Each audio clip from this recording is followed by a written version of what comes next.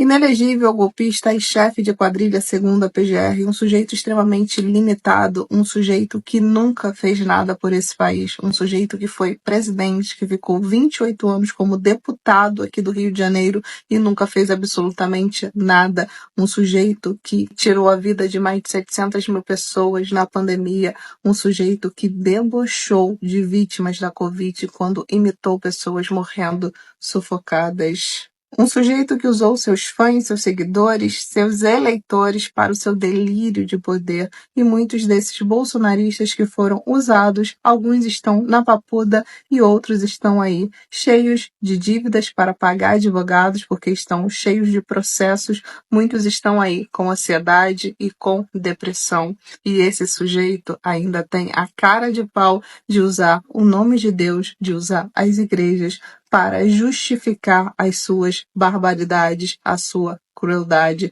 Um sujeito limitado que nunca deveria ter sido presidente desse país e é sem anistia para esses golpistas.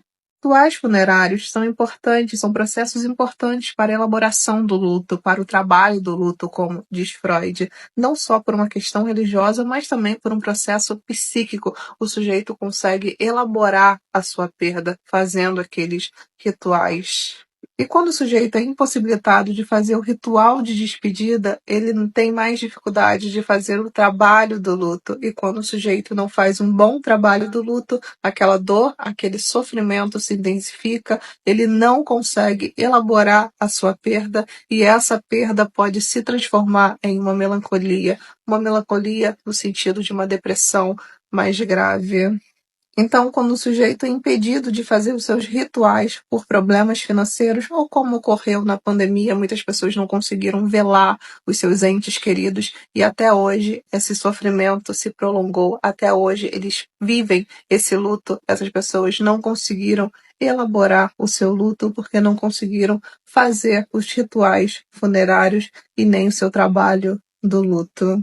A violência estatal é um projeto, é política, é a necropolítica. A violência policial não é um caso isolado. A violência policial não é um desvio de conduta. A violência policial é um projeto, é política, é a necropolítica. E quando o Estado opera na necropolítica, ele também escolhe quais são os corpos que devem morrer, os corpos que devem viver, porque alguns corpos dentro da nossa sociedade que é operada pela necropolítica são considerados corpos descartáveis, como os corpos das pessoas negras. E o Brasil já fez a sua escolha. Por exemplo, em 2022, a cada 100 pessoas mortas, 65 pessoas dessas 100 pessoas eram pessoas negras. Mas a necropolítica não opera apenas na violência, mas também quando nega saúde de qualidade, quando nega uma aposentadoria digna, quando nega educação de qualidade.